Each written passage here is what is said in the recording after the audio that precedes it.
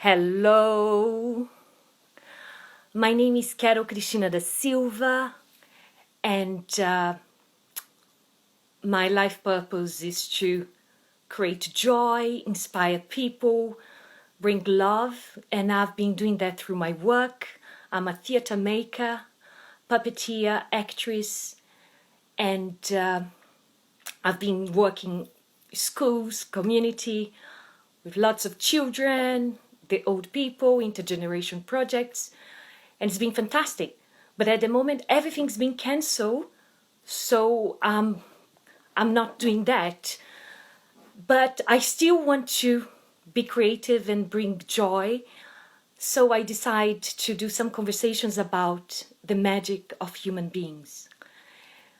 And today we have Viv Schwarz, who is an incredible illustrator and author of children's books. She also makes games, like interactive board games. She makes installations, many things. So you're in for a fantastic treat with Viv. So let's bring her in.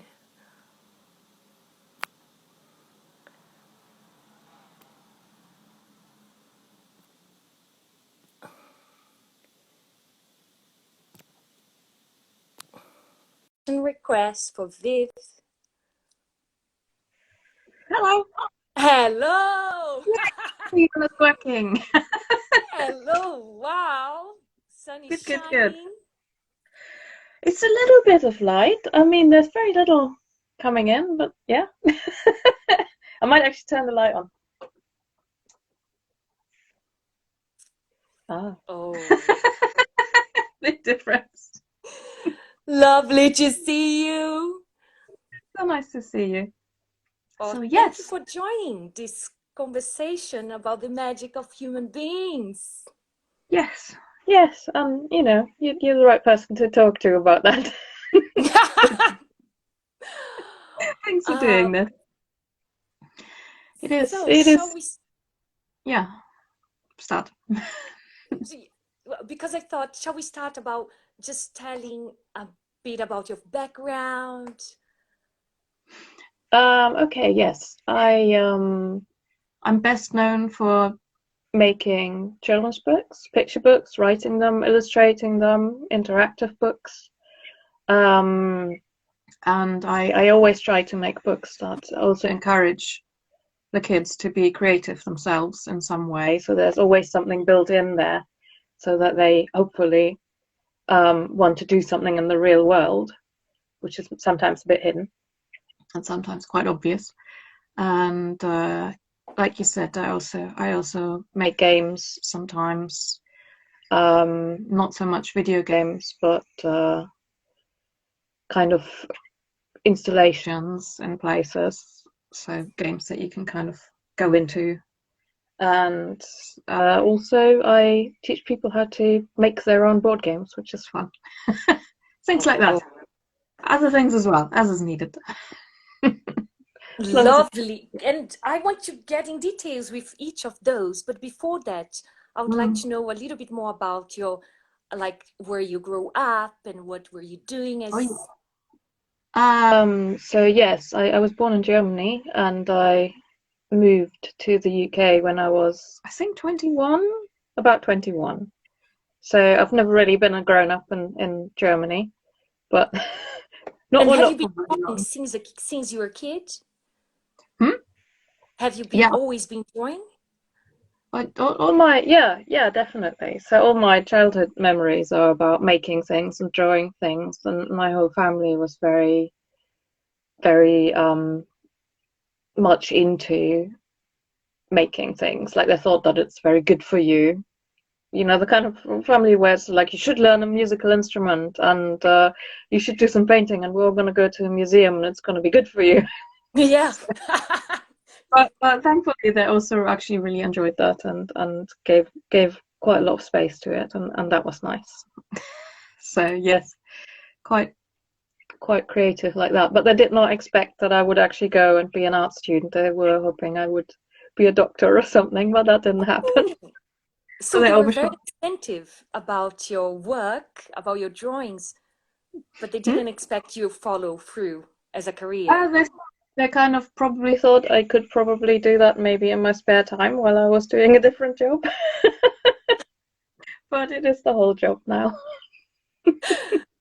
That's how it goes. Ah, and how did it happen for you to Uh, be doing what you're doing? I decided I wanted to be an illustrator. So I wanted to illustrate because I thought I'm probably not going to be so good as a designer, which is what in Germany you do design and illustration as one thing, and all the courses teach you both of these things. And I thought, no, I really want to specialize in illustration. And in the UK, you can do that. So I thought, well, that's good. I'll just go to the UK for a few years and study that. And then I just got stuck there because I started doing books here. Yes. So yeah, I got a degree here, and then I from college onwards started publishing picture books, and that went okay. So that's good. It's quite That's straight, when, quite adventure on the way. so when then it just happened, the career Yeah, started flow and yeah. Literally, I got my first. I wrote my first book when I was still in college, and then the second one while I was doing my master's degree, and it was just going quite well from the start. I don't know. People like the books. It's good. It was an easier time. but I think It's, it's beautiful and courageous that you kept to your dream and your authenticity of honoring what you love and what you are. yeah, it's not always easy because it would have been quite nice to have a big steady job and also a hobby. Unfortunately, I'm just not very good at being a doctor, I think. I couldn't have done that. It's too big and stressful and looking after people by making books is about my level, I think. That's also important. Someone has to do Yeah. that. Yes, so you're a doctor in a different way. Hmm? You're a doctor in a different way. Yeah, it's not as acute. But you need lots of different people doing lots of different things, and I should just do what I'm good at, so I'm doing that. Hmm. Good. That's Yeah. and I was looking about the adventures of the nose. Oh, that's very old, isn't it? Yes. That was Yes. the first one. That's out of print by now. That was the one that I did while I was in college. And somebody else in the year above me, he got interest from a publisher because his illustrations were beautiful, but they didn't want his stories. And they said you need to get a different story. And so he phoned me up and asked me to write him one. So I just So, wrote that for someone oh else in college. wow. And then that for some reason sold really well and got like a full spread review in the Guardian, and we were like, oh, good. And so I was reading about it. I haven't read the book, but I was reading about it and I came to, I thought was incredible. The thing, like Nose thinks somewhere in the world must be a place just for me, a place where I can fit in and stick out. I could be really happy there. And so he goes to look for it. He climbs up high as the mountains and dives down deep as a fish. He goes where it's clear, cold, and tingling, and to where it's spicy and hot. He goes everywhere until one day he realizes that wherever he goes, he fits in perfectly because he's in the middle of his own world, which is all that matters. Yeah, that's And pretty much it. And it's a bit weird to have a story about a nose. It's just a nose with legs that goes around and kind of go, oh no, I have to blow my nose. I'm sorry. go, but it's, I want now Yeah, to read this book because reading it this makes review, hmm. yeah, It's the thing about noses. The nose is always in the middle of the face, right? You can't get away from that. And as soon as the nose realizes that wherever it is, it's always in the middle of where it is, it's fine. And that's something I had to work out at the time myself, really, because I'd only just moved to the UK and nothing made any sense, and I felt like I'd left my face, you know. And that's what I haven't read the book. I want to read the book now, but by reading this review, that's what it resonated with me, of like coming from Brazil and moving to England and not knowing where you belong, where you are, and suddenly where you are, which brings me to this beautiful quote of Maya Angelou. I don't know if you know, but it's like, you are only free when you realize you belong no place. You belong every place, no place at all. The price.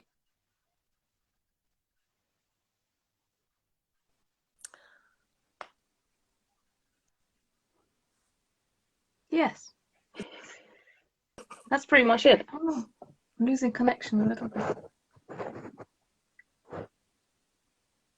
You still there? Viv, did you hear that? I did hear that. I did hear that. I'm going to change.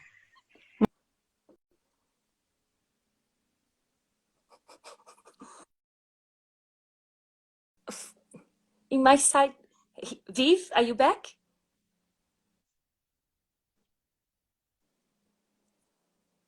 Technical problems.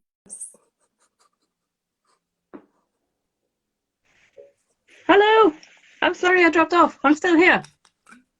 Yes, I heard that.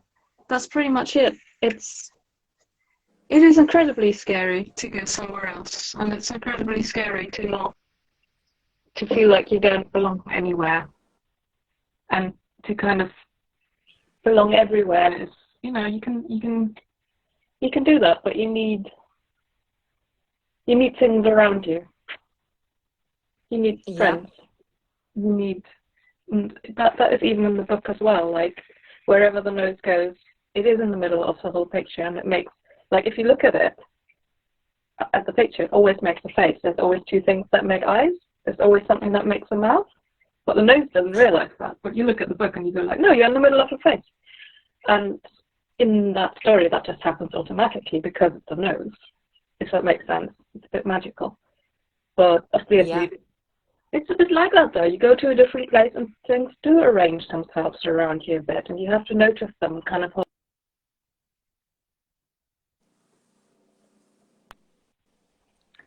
I think. So yeah, it's about that.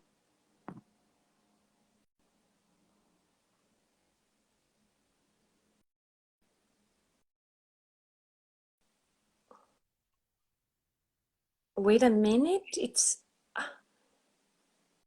It's a little bit. I can't hear you so well. Let's see.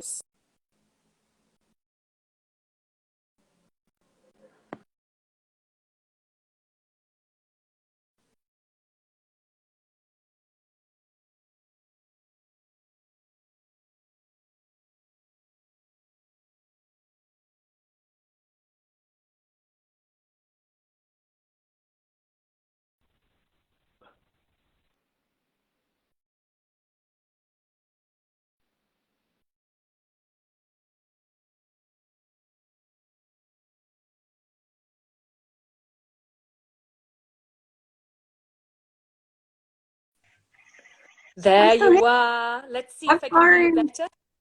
I don't know why this dropped out. But anyway, perfect. Yes. Now I can hear you. Yes, so were you saying the eyes, the nose? Yeah. It's basically in every picture that happens over and over again. And the whole idea was that you kind of hopefully can get yourself into a place where you realize that the world arranges itself around you somehow, hopefully. And that you fit in. But yeah, that kind of thing. It was like that was my first book, and then it turned out that pretty much every book I did after that was about a similar sort of worry and a similar sort of reassurance. And it's always quite hard. It's always there's always something hidden in there that's like it's not that easy to make it work. Maybe it is really scary, maybe, but hopefully positive.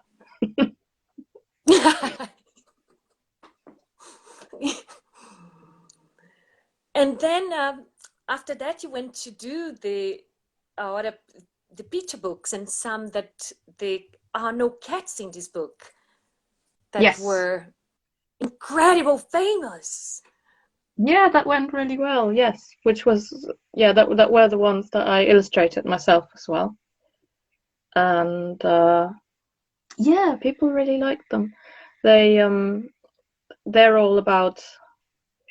The first one was basically a cat simulator, because I thought you can put anything in a book, right? Books are like that. You can put anything into it. And I thought when I was a kid, I wasn't allowed to have a cat, and I really wanted a cat. And imagine you could have a book that has a cat in it, that is a cat, that you can talk to. So I was developing a book that kind of felt like, I thought if it could be like a Tamagotchi or like something like that, like you do things with it and it responds. And how can you do that? And it's basically doing that with 3 cats who all want to be your friends. And why 3 cats? Like, it made sense to have 3 of them rather than just one, because they can then interact with each other, and you can play with them. There you go, there they are. Yes, that's how you open the book, and they're all a bit scared to see you. They're like, who's this? woo! And then they go, oh, nice. They're scared. Are you nice? Are you nice? Oh, you look nice. You look nice. Beautiful. And that was, the publisher didn't. That was actually the first bit was really hard to get through, because the publisher didn't like that you open the book and the cats are scared of you. They wanted that you open the book and the cats are already happy to see you. And I was like, no. It's better if it's, imagine you pull the cover away from a cat. It would go, and then it goes, oh, hello. And that's much nicer, that somebody kind of goes, oh. Are you nice? Exactly. It's like, yeah, and so they've decided to like you, and that's even more important than 3 cats who are just there going, we're a bit bored. Hey, there's somebody to play with. That doesn't do as much.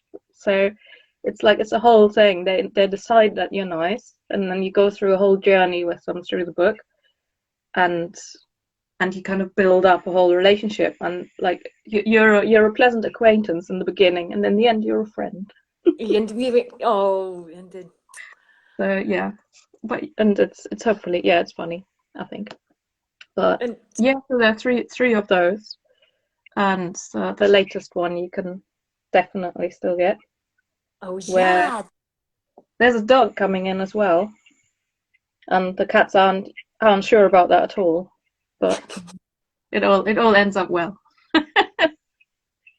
So again, I remember all ends up with everyone cuddling together with the dog. Yeah, they do. They really love the dog. Obviously, in the end, it's very important that they do. But I remember when it came out, wherever I went, I would see it like in foils, Tate Modern, Waterstone, and it was brilliant. It was. It was good, and I got nice letters from people who like said things that I didn't even expect, really. That said, I don't know. It was all very different things. Like somebody said that she was just about to send her son away to study. So he was growing up now, and she found that really sad, and he was sad, but they couldn't quite talk about it. And then for some reason, they started talking about the cat book, and they read it together again, and then they talked about how they used to play a game where they used to go around and see how many cats they spotted, and then when he came home from school, he would say how many cats he'd seen, and she would say how many cats she'd seen, and they'd tell each other about it. It was the cat game, and she just sent me an email saying, thank you, we really talked. We really talked and decided that we're going to keep looking out for cats and telling each other.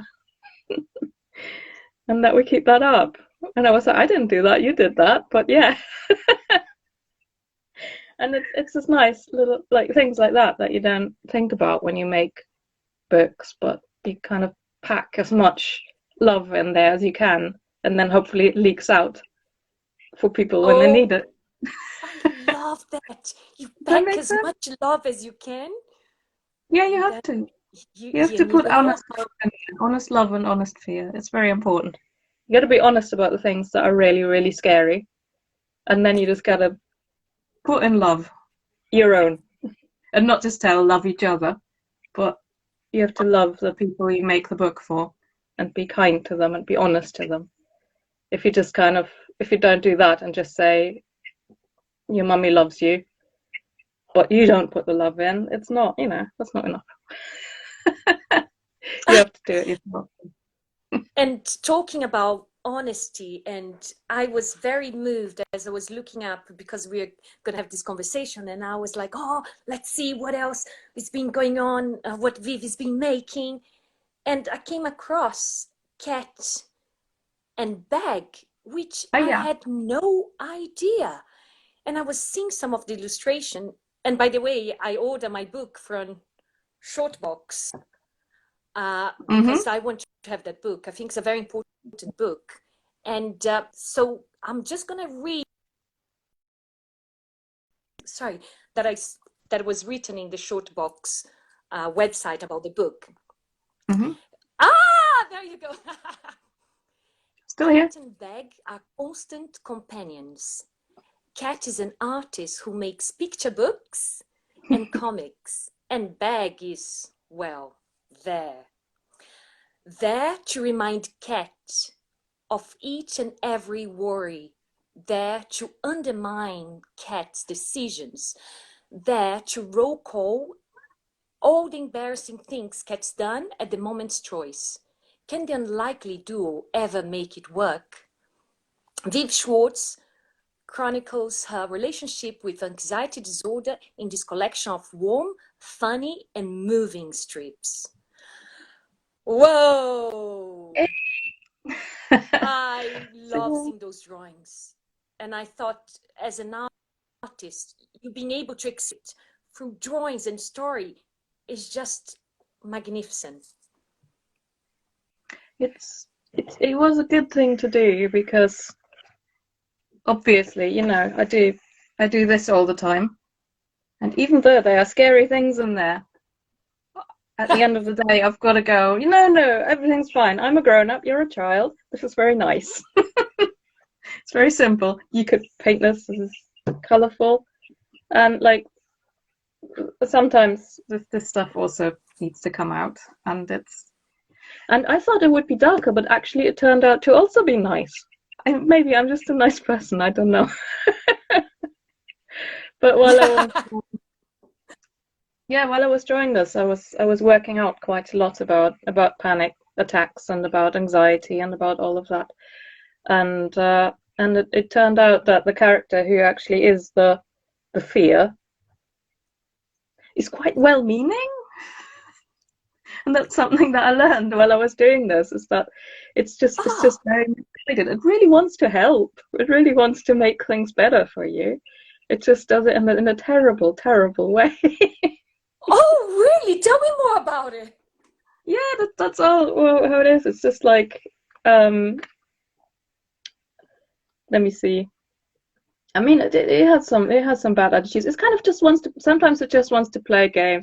Here it is, like it's a movie date, and it goes, "Oh, do you want to watch Love Actually? I brought depression. I mean popcorn. I brought popcorn. It's sweet and salty, like tears." It just wants to spend quality time together and feel bad, you know. And it really thinks that's good. And it's got all these other things where it basically just warns you of everything all the time, or it's always got, yes, here it wants to play Dungeons and Dungeons, which is like Dungeons and Dragons where you always lose, and Oh, it's terrible. And basically at some point it grows giant, and the whole story goes to a point where Well, as I was drawing it, at some point 2016 happened, which was quite a lot, really. And suddenly everybody understood what anxiety is. And I thought, oh, I can stop drawing then. Because when I started drawing, people didn't seem very clued up about panic and anxiety. And I felt like I had to explain, like somebody had to explain that it's just something you just live with. It's just like a kind of terrible housemate in your life, you know? Or sometimes a terrible house if it gets really bad, you know? Sometimes you live in it, sometimes it lives with you. But you live, you just get on with things. And somehow. And in 2016, suddenly everybody seemed to understand that perfectly well. So that's when it ends. But I yes and no, because Right? I think it just helps people so much, and especially because the art that you can express it so well with the drawings and the speech bubbles. Like for people who don't know, or for people who are going through it, it's like, oh, it's like, okay, I'm not Yeah. alone. And Yeah, I didn't expect that somehow. I expected that I'd be somehow explaining what it's like to people who just for some reason are very resilient and never get a panic attack. We seem to be everybody somehow. And I wanted to explain to them. And then instead, I made just lots of friends who basically just got in touch and said, oh, I feel like that. Thank you. Yes, that's just what it's like. Oh, it's so good to see it's not just me. And I'm like, oh, that's not what I was expecting. But yeah, good. Welcome. The whole thing, isn't it? yeah, because I guess once he's out there and they feel open to talk about it. Yeah, Otherwise, it becomes sometimes that thing, oh, it's only happened to me. Why am I? And now with lockdown, it's it's even everyone. more and more like we're all having, Yes, oh, pretty much. Yeah, and everybody who has their first panic attack seems to think it's never happened to anyone else this badly. It can't be. Nobody else can have ever gone through this worst thing that ever happened. And and and then they're like, oh, somebody I know has gone through that, but I thought that's because they're a really negative person. But I'm a really positive person. It shouldn't happen to me. That can't be right. And then they phone you up and go like, the thing that keeps happening to you just happened to me. I mean, you're a very negative person, but I'm strong. So how could that please explain? And you're like, hmm.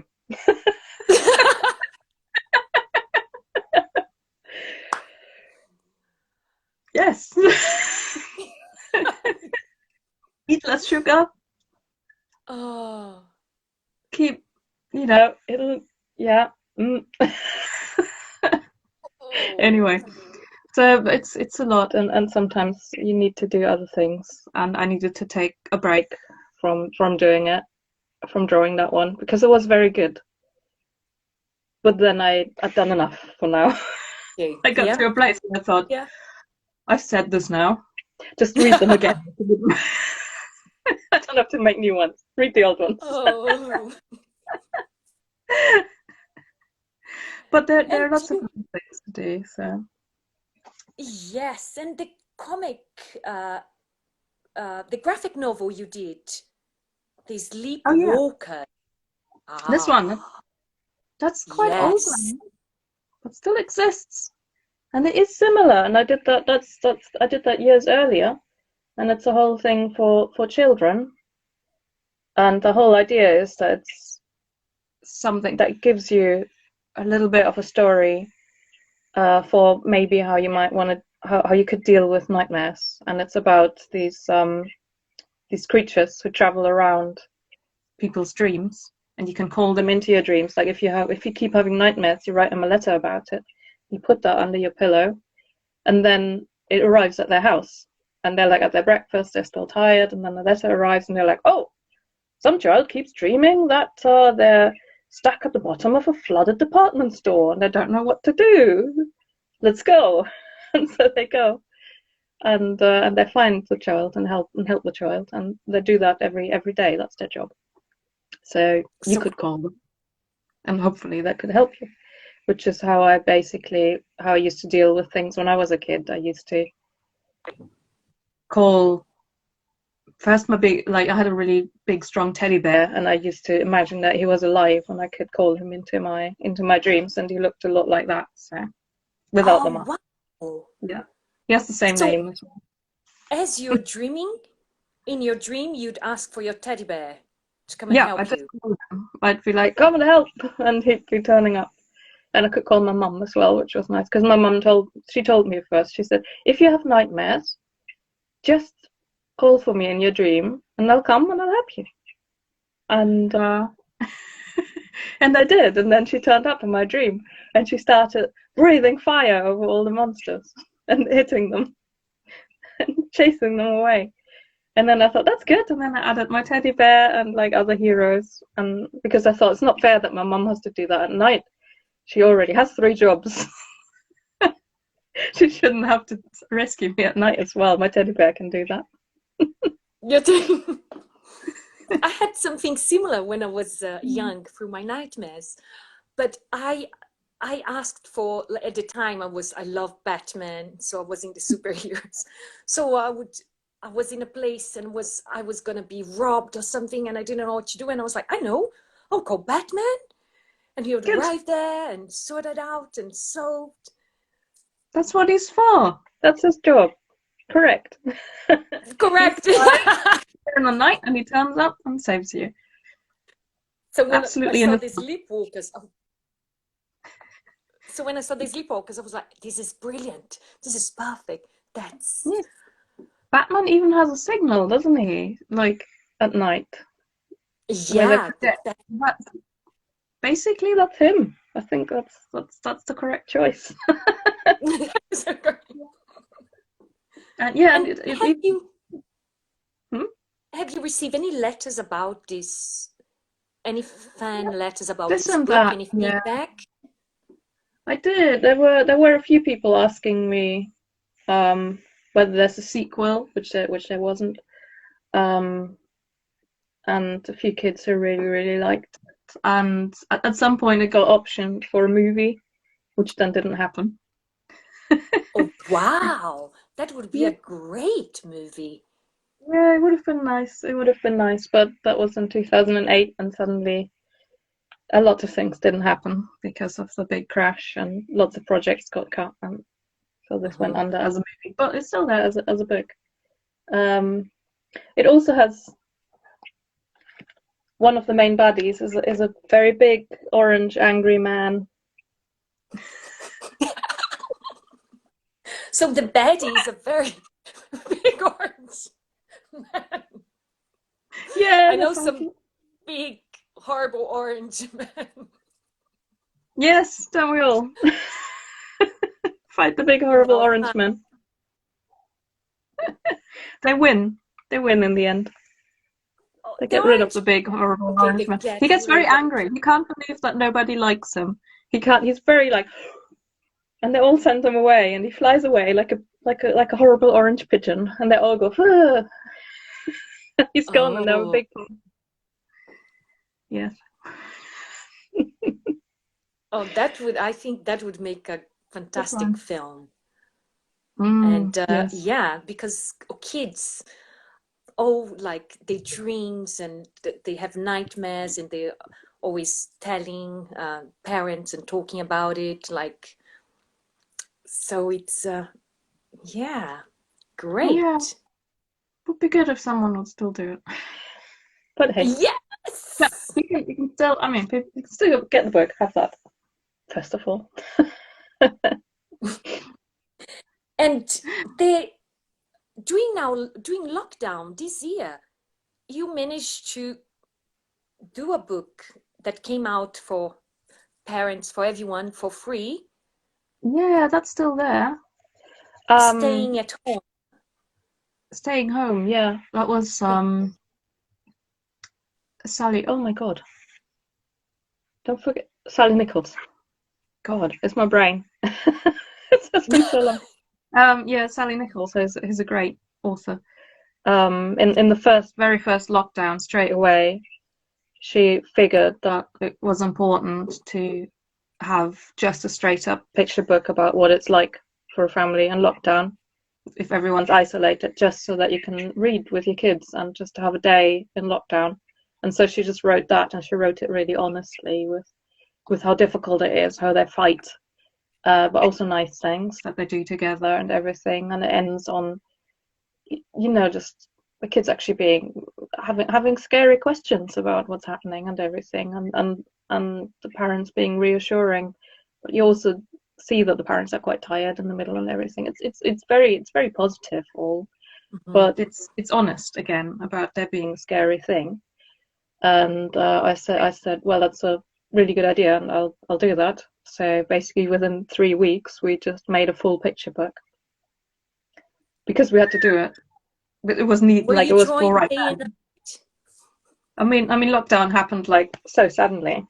So Yeah. she was like still editing it and like looking up all the regulations that we had to build in there, and we had to like edit and change it as we were going.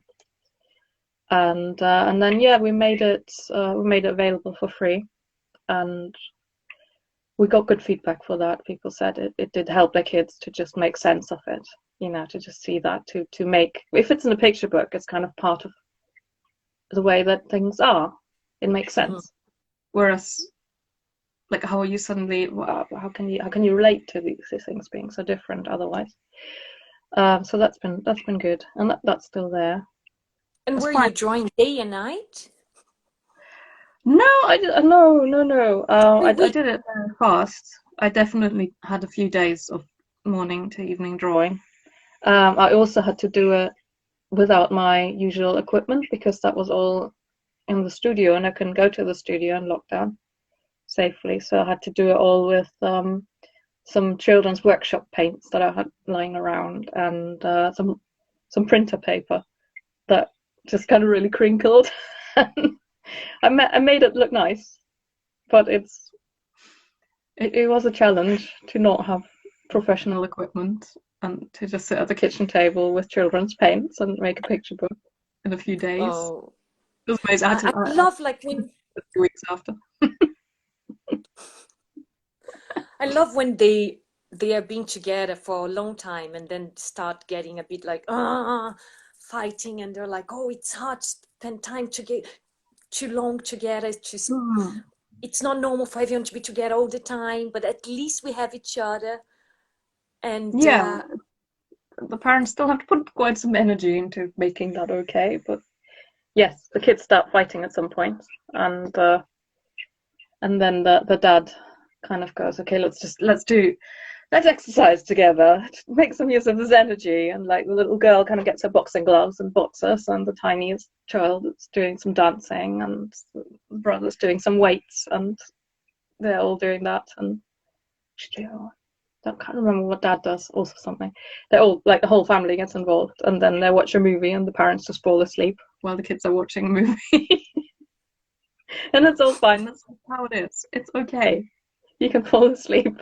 yeah, Do things as they happen, as they're needed. It, you know, it's all different, but you can make it. You can just make but it I love work. that he came to this idea of having, let's do exercise, because I'm finding that during lockdown, I need to try to find strategies to 3 times a week yoga, or do Yeah, some exercise. And it's great. I have a friend who is doing mobility and care, Edson Williams, and that is great. Someone is there doing it, and you can book a class and do it together, because there is a time you get tired. Okay, how much YouTube yoga I'm gonna do now? Or yeah. There's a lot of difficult things there, aren't there? And it's like there's so much stress going around that's a little bit abstract for the body, and the body is kind of going, "You're telling me that there's great danger. What can I do about it?" And you can't, and so you just get more and more stress and pain, and you just have to do something. And in a way, there's a whole idea that now is the time to do exercise really well and do good exercise and get really fit and take this as an opportunity to get really fit and be really good. But actually, I think it's more important to just let the body to do something. And if you just kind of go like, ah, that's fine. You could just run in circles and do this, or you could just dance about. It's more important that you just get that adrenaline kind of out of the way, and that's not, it doesn't have to be perfect martial arts or a particular like a bit more weight every day. You just got to do something, and I think that's important, and it's a bit hard to accept. And That you might so we just get that our you might energy and get it dancing, yeah, and we don't, punching. especially since we're so cooped up. There's like not much movement that we can kind of do, and it's a whole challenge to get that right. And yoga, like always kind of going calm, is not necessarily what the body needs. It sometimes needs to just feel like it's doing something about stuff, even if it can't, even if it can't solve the virus, and even if you can't go and see your friend, and even if you're still lonely after, you got to get rid of that fear, which is, Mm-hmm. fear again. There's always fear. We need And some anger. punch bags. Yes, punch. That's it. Yes, I remember saying that before. That it's like everybody's going running, right? And it's like that's really good if that's your thing. But if it's not your thing, you just feel like you're running away from stuff, and that's maybe not the emotion you need. And it's like, why is it that we're all just kind of encouraged to just run around in the park like we're chasing something or we're trying to get away? Why can't we have like lots of punching bags in the park and we just go there and we just punch the heck out of them, and then maybe somebody wipes them down so it's safe? But just like we need to kind of fight and yell and be angry sometimes, and it's just not, angry running is just not a thing. Maybe you can angry run. I've not worked that out. Best you can do is angry dancing in the park, and I've noticed people are kind of all right with it. They get what you're doing if you're angry dancing in the park. No, angry dancing. But still, it is a bit difficult, isn't it? I wish it were more accepted, because I think that's what we need. And I wish that we had more of that and less of the cheering. Just not just cheering and running, but also getting really angry in a really positive way. That would be really good. Get really angry in a positive way. Yeah, anger is good. Anger is a good thing if you can do it. It needs facilitating to be safe and good, because otherwise it turns inwards and you feel bad. But yeah, that's I don't know. So it's good to, I don't know. I'm still finding different ways of going outside and doing things.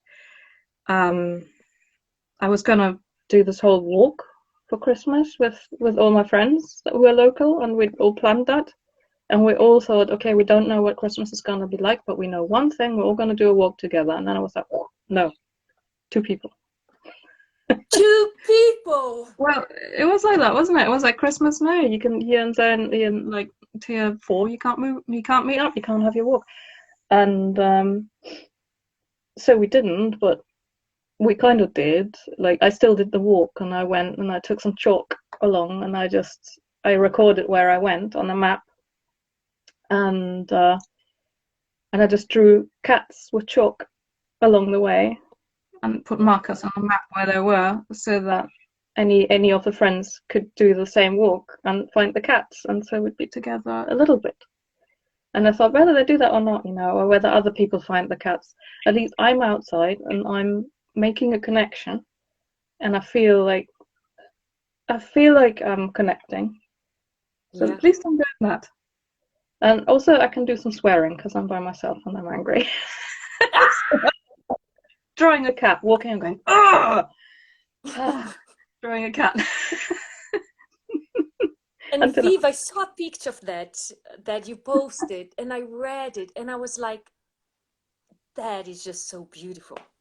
Like, it helps, I think. you couldn't meet them, but then they're going through places that you draw a map, and they see where you've been, and there is a cat there greeting them.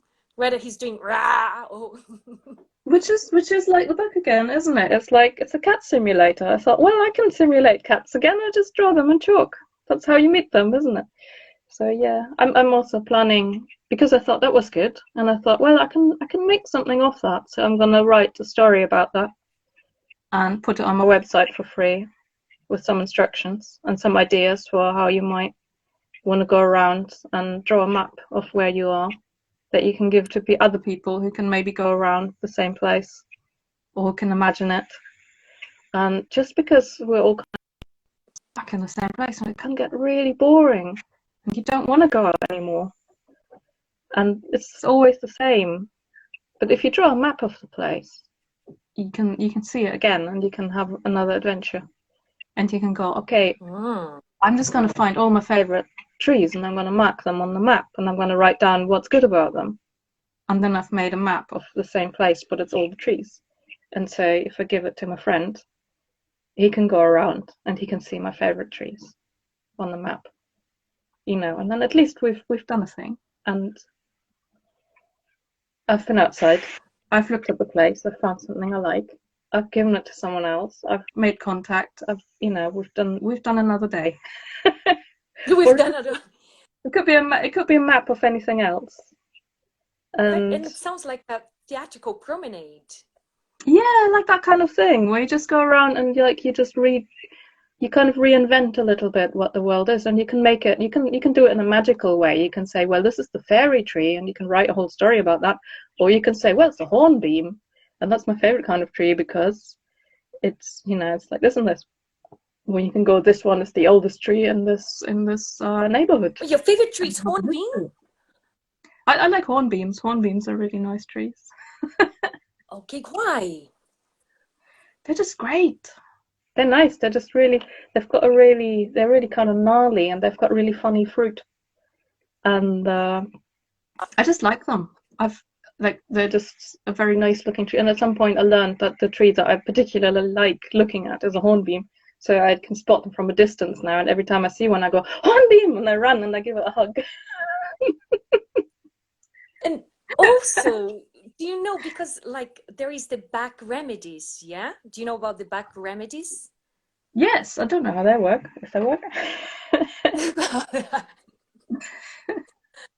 Well, it's a long story, but I'm gonna just say that on the back remedies, the hornbeam is the one that you use for your Monday blues. Oh, so you put 2 drops in your water, like when the days that you're like, oh my God, I can't face today, and you feel like the Monday blues, and you drink that, and it helps you with that feeling. So I would prefer to hug it if I can. that definitely helps. That definitely helps. I've got some standing around here somewhere. Oh, you're there. And talking about the This one. Oh, wow. Yes, gorgeous. That's from last year where I went for it. Look, isn't that amazing? Yep. Just a lot of it. And yeah, I like looking at that. It reminds me of all the good walks I've had. Oh, look, there's someone who wrote, this is a beautiful idea. You can even do it a Pokemon Go fashion with cats, involving tech, but I get the beauty and craft of handmade drawings. I think it's good to do that. I mean, the way when I was doing it, I was using. Talking about hugging the trees. Hugging the trees. Yes, hugging trees is just good. Just hug trees. It's good for you. I love the end of your book in the staying home when the raccoons are in this big hug. I'm like, hugs. Can't wait to give people big hugs. You're still allowed to hug trees. It's good. You can make friends with them. And you go and you hug them. You're even allowed to hug a tree that another person has hugged some time ago, quite safely. Maybe wait a while. Are you hearing that, guys? Let's go and hug trees. I I think it's good to make. See, that's a map you can make for a friend. You can be like, okay, I went around and I tried which trees are best to hug, and I recommend the ones in this corner and there. So, you know, these ones are very good.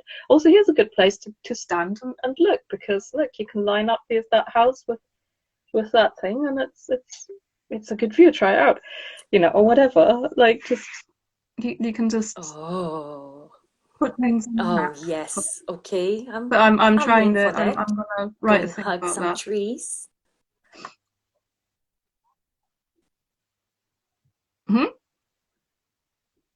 Oh, it's lagging again.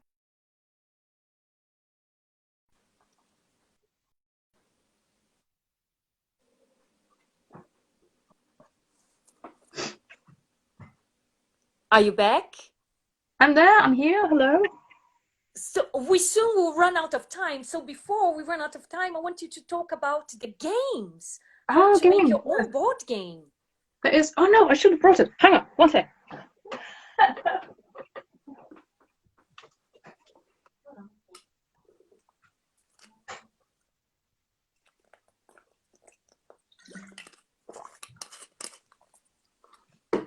Water. Hugging trees. I'm sorry. I should have had it. It's because it was in the other room. Yes, here's a book I've made with Kevin Davis. He's a really excellent game designer and friend. And it's big, isn't it? Big old heavy book. And it's for making your own board games. So that's also, I mean, that's something you can, if you're not by yourself in lockdown, if you got at least one other person, you can make your own board games, and you just make them up on the spot, and it's got instructions on how to do that. I mean, you can also do it without the book. You can just make up board games if you want, but it helps you. And you can make games about whatever you want. So if you want to make a game about getting rid of Corona, or a game about overthrowing the government, or a game about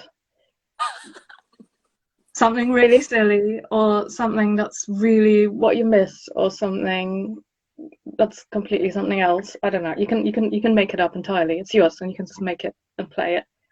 And that's often really nice, I find. That's a good thing.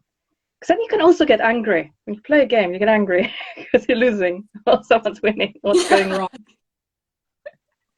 And it's a good thing to just realize that you can make up a whole thing that you can do together. And actually, while we were designing that system, there were like whole stretches now and then that were sad in life, because it happens, sad stretches. And I realized it was really surprising that even when I was really, really tired and didn't feel inspired to do anything, we could still sit together and say, let's do a game. And I'd be like, oh, okay. What about underwater welding? That's the worst job you can have, surely. Underwater welding, you know, where you go and you weld things underwater, and there's sharks and they're trying to kill you. You might drown. Oh, let's do that. And then we made a game about underwater welding, and we all lost. And that was great.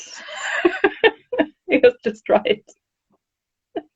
And the other times we made very, very fun, very happy games, you know, about squirrels gathering and hiding. That's a really good one where we were all in a city with lots of canal in Venice. We're all in Venice, and we were all trying to open hipster coffee shops, and we had to find old furniture, and we had to find good coffee, and we had to find a guy with a beard. The best guy with the best beard to work there. And you could steal them from each other, so we're like stealing each other's baristas and rowing around in gondolas. Oh god, it was great. Oh. And this book, so can yeah, we get you can it make up whatever you want. So, yeah. This book you can get anywhere. You can get anywhere. Like, yeah, it's good for bookshops. It's out. It's been out for a year, and I would have actually been, if Corona hadn't happened, my whole year would have been touring around teaching people how to make board games. But that didn't happen.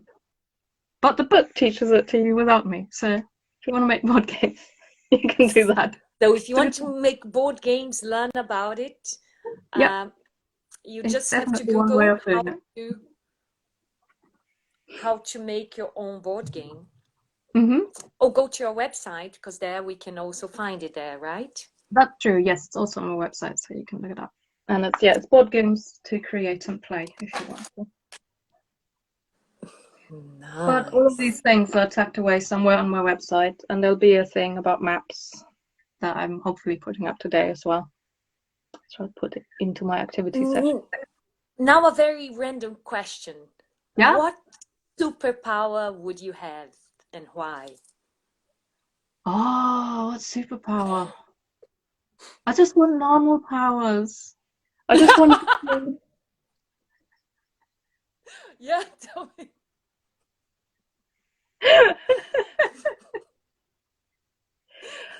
Oh, Yes, tell me, I which just normal want to power be would able you? to deal with things when I want to. That would be nice. I just want to... Sorry, what did you say? I would like to have the power. I want to know what people need. I want to know what people need, what it is that they need, so that I can sort that. I want to, like, when I look at somebody and they're sad or angry or just, I want to be able to go, I know not just what you need, but how to get there. Just something like that. That would be good. It's a bit vague, isn't it? It talks. I can see that would actually probably be quite a bad superpower. Well, but your books express that because they're there to make people happy, so Well, it's... I mean, sometimes people need to be sad. They're not always happy. Sometimes people are happy, but they actually forgot how to be sad, and then that's what they need. But it's very hard to tell sometimes, and sometimes you go like, should that happen? Should I tell them that they should be sad? Sometimes, sometimes somebody's like, yeah, and you say, that's actually really horrible, and they go, and they just collapse, and that's what needed to happen. But it's quite horrible. You don't know whether that's the good thing sometimes. I'd like the power to know that Someone that's sent a right. question. Yes. Sorry to So it's interrupt you, fine. but it just popped up a question here about if you could travel in time, what time period would you go to? See, I'd probably Good be very question. unwise, and I'd only go back a few years and tell myself to do some things differently. Probably, I'd be that kind of fool. Okay, so you go just a little bit backward. I would just like go, no, don't do that. Do that. And then it'd be a terrible paradox, and everything would be very, very bad. And I'd come back, and the world had ended, and I'd be like, why? And it'd be that kind of mess. So I don't want to time travel. I think it'd be bad. I shouldn't be in charge of something. It's bad enough. I'm Viv, this is... in one direction every day. Every day I'm going into the future, and that's bad enough. Whew. Let's not mess with that. This has been wonderful. Thank you so much. See you, and thank you. Lovely. And I think our time is running out. It's been great and such an inspiration, and lovely to hear your ideas about. Yes. Oh, this. Thanks. Thank you, Viv. Thank you. Bye bye. Have a good. Bye bye. Oh, if you guys have any questions, send us to Viv, to me, questions or things that you enjoyed, what was important in the talk, what you connect with. Yeah. So lots of love, and until soon. Thank you.